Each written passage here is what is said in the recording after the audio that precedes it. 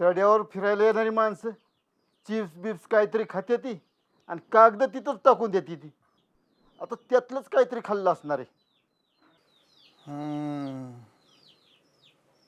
माणसं शहाणी राहिली नाही तीच, पण गुरं बी माणसागत करायला लागले ती. बरं, पोट टाकला होता का?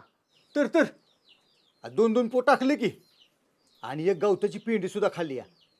आणि पोटाचं काय असेल का नाही तर दुर्पी काय खात नाही हो. मग आडबीड पडला असला तर वाईट चटका दिला असता. नाही